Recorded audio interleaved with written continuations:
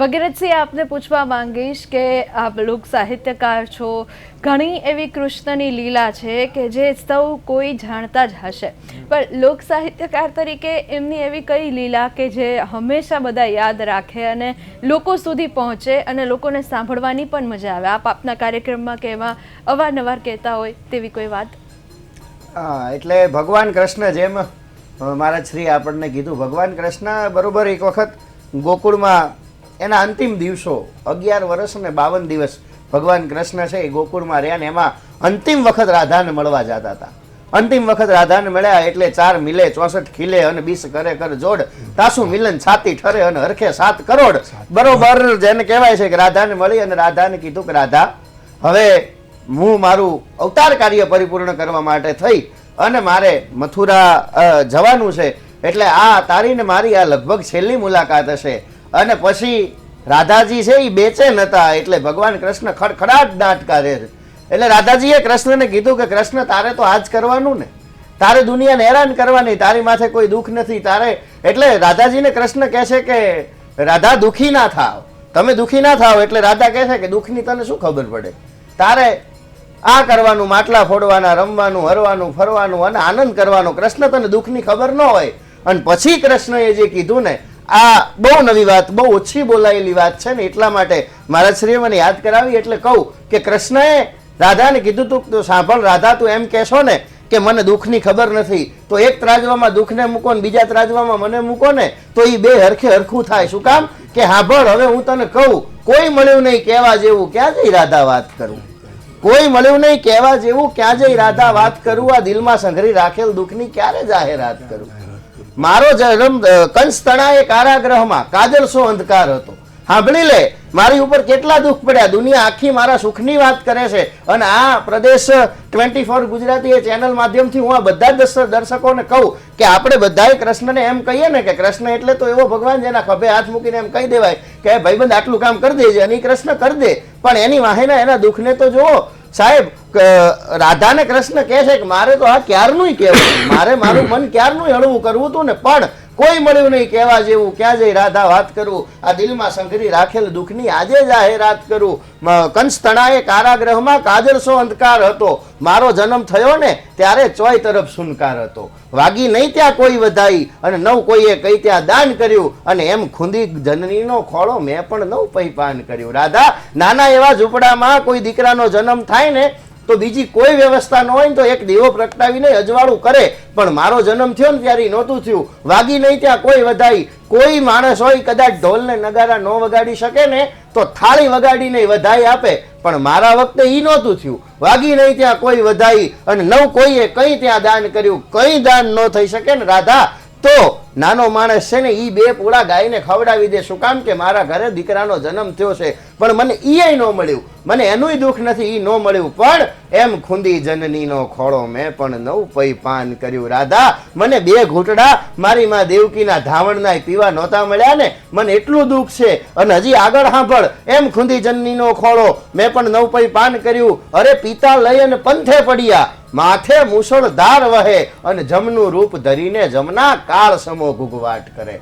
કાળ હામી એમ કહેવાય છે કે જેમ મને ગળકી જવા માટે થઈને કાળ આવતો હોય એવી રીતે જમના ગુગવાટા કરતી હતી. અને પછી અમે એમ કહેવાય છે કે જ્યાં જ્યાં આશ્રય માંગ્યો ત્યાં ત્યાં જાઓ, અહીંથી જાઓ થયું, અને સગા વાલા સૌ એક બની અને કદી ના આવો એમ કહ્યું. બધાએ ના પાડી દીધી. પછી આખા જગતનો પ્રભુ હતો હું, તોય મેં આ બધું સહન કર્યું અને 4 પગા જંગલમાં ચારી ગોપ બની ગુજરાન કર્યું. ત્યાં પણ મારી પાછળ પડ્યા તસ્કર રાજા કંસતણા, મારો જીવ લેવાને માટે વનમાં ફરતા વેરી ઘણા. આ બધુંય થયું અને એમ છતાંય હું બચી ગયો ને, એટલે મને એમ હતું રાધા કે મને હતું કે હવે વિધાતા દુઃખ દેવાથી થાકી છે, પણ આજ તું રીસાતા એમ થયું કે હજી તો આખો સાગર તરવાનો મારે બાકી છે. તું રીસાતા એમ થયું કે આખો સાગર તરવાનો મારે બાકી છે. આટલું બધું દુઃખ વેઠ્યા પછી જગતના ચોકમાં વાહળી વગાડી શકે ને એને કૃષ્ણ કહેવાય. અને એના ગામે ગામ મંદિર થાય, એને દુનિયા પૂજા કરે. બરોબર, અર્જુન દાદા ભીષ્મએ પ્રતિજ્ઞા કરી લીધેલી કે ન પાંડવી પૃથ્વી કરું હલિકો જલાવું હથિયાર ચક્ર ધરી કર ચક્ર ન ધરે તો તુમકો મુખ ન દિખાવું અને તો લાજે મેરી ગંગા જનની અને શાંતનું પુત ન કહાવું કાલ હવારનો હુરજ નારાયણ ઉગે ને હાથ મેં ત્યાં સુધી ન પાંડવી પૃથ્વી કરું પાંચમાંથી એકેય પાંડવને ધરતીના પેટાળ ઉપર જીવવા ન દઉં. અને એમ કહેવાય છે કે બધાયના મનમાં એમ થઈ ગયું કે ઓહો કા દાદા બોલે નહીં, જો બોલે તો એ પૂરું પાડે. બરોબર, જેના હૃદયની માલમાં મંડી હાલડિયું ફરવા એટલે કૃષ્ણ છે એ એક એક યોદ્ધાઓના જે ભુવન હતા એ ચક ઊંચા કરીને જોવે છે શું થઈ રહ્યું છે. એમાં બરોબર યુધિષ્ઠિરનો ચક ઊંચો કર્યો એટલે યુધિષ્ઠિર છે એ ભાલાને હમાનમા કરતા હતા. બરોબર, બાજુમાં ભીમનો ચક ઊંચો કરી અને ભીમના હામું નજર નાખી એટલે ભીમ છે એ ગદાને હમીનમી કરતા હતા. બરોબર, બાજુમાં ગયા એટલે નકુલ અને સહદેવ છે એ તલવારોને ઝેર પાતા હતા. અને એના પછીનો છેલ્લો ચક જ્યારે ખોલ્યો ને ત્યારે અર્જુન એ જમણા પગની માથે ડાબા પગની ભેઠાઈ વાળી અને જમણા નિતંબની માથે ડાબો હાથ મૂકી ઘસઘસાટ નીંદરમાં હુતાતા ને એની માથે એમ કરીને આમ કૃષ્ણએ ચાબુક ફટકારી અને અર્જુન ઝચકીને ઊભા થઈ ગયા. એટલે કૃષ્ણએ કીધું કે અર્જુન, આટલું બધું ઘમાસાન ચાલે છે ને તને ઊંઘ છે નહીં આવે છે, ઊભો થઈ જા. અને તેદી કૃષ્ણને અર્જુને કીધું તું અર્જુન, એમ કહેવાય છે કે અર્જુને કૃષ્ણને કીધું તું કૃષ્ણ હુઈ જવા દે. શું કામ? કે મને યુદ્ધનો થાક બહુ લાગ્યો છે. પણ કે આમ જોતો ખરા તને મારવા માટે થઈને કાલ દાદો ભીષ્મ કાળ જાળ બનીને આવે છે. કે ભલે આવે, તું જાગસ ને એટલે મને કોઈ ચિંતા નથી. હું એટલે સૂતો છું કે મને ભરોસો છે કે મારી માટે કૃષ્ણ જાગે છે. મારી તમારી તકલીફ ઈ છે કે હું તમે ભરોસો નથી મૂકી શકતા કે મારી તમારી માટે કૃષ્ણ જાગે છે. બાકી એક વખત એને અવાજ કરો કે કાન પે કકાર સુની નાક પે નકાર ગન યાક પે યકાર તેદી સાડી બની બેઠો તો એક વખત એને બોલાવો ને એટલે ઈ આવ્યો છે અને આવ્યો છે. અને કોઈ એમ કે કારણ કે આ તો બધા બહુ ભણેલા માણસો ટીવીની સામે બેઠા હશે, બહુ ભણેલા માણસો જોતા હશે એટલે એને એમ થાય કે ડાયરા વાળા તો આ જે મજા આવે એ બોલે, સાહિત્યકારો મજા આવે એ બોલે. તો જ્યારે ઈશ્વરને કૃષ્ણને અહીંયા યાદ કરવામાં આવ્યો છે ને ત્યારે એ આવ્યો છે. હવે કોઈને એમ થાય કે એના કોઈ પુરાવા ખરા કે તો હા કે કયા કે જુઓ મીરાના ઝેર કોણે પચાવ્યા.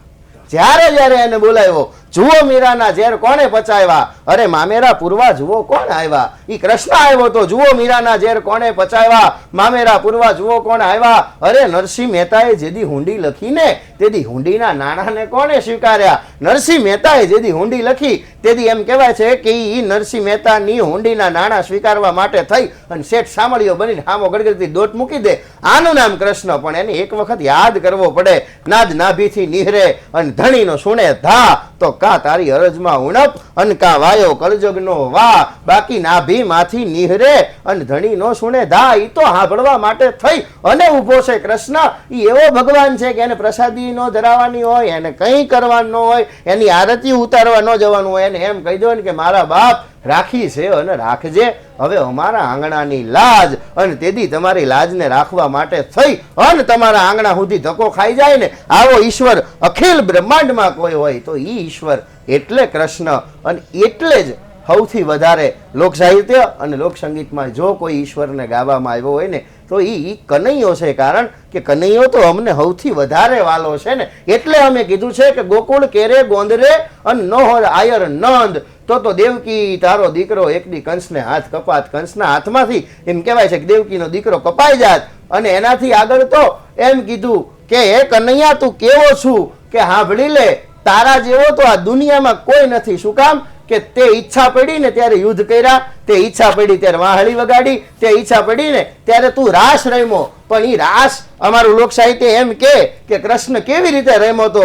કે સર પર સર સધર યમર તર અનુસર કર કર વર ધર મેર કરે હરિ હરસુર અવર યચર યતિ મન હર ભર ભર યતિ ઉર હરખ ભરે નિરખત નર પ્રવર પ્રવર ગુણ નિર્જર અને નિકટ પ્રકુટ શિર સવર નમે ધાનરવ પદ ફરર ફરર પદ ઘોઘર રંગ ભર સુંદર શ્યામ રમે જગપટ પટ યુલટ પલટ નટવટ જટ અને લટપટ કરી હટ ટીપક મલય ધ્રો કટકેત ધ્રિકટ ધ્રિકટ ગતિ ધીનકટ અને ધીનકટ ગતિ ઉર લપટ મલય જમના તટ પ્રગટ પ્રગટ સુરથટ નિકટ મૃકુટ શિર સવર નમે અને ધન રવ પદ ફરર ફરર પદ ઘોઘર રંગભર સુંદર શ્યામ રમે જી રંગભર સુંદર શ્યામ રમે રંગભર સુંદર શ્યામ રમે. હા, વાહ, શું વાત છે ભગીરથસિંહ, ખૂબ સરસ આપે વાત કરી.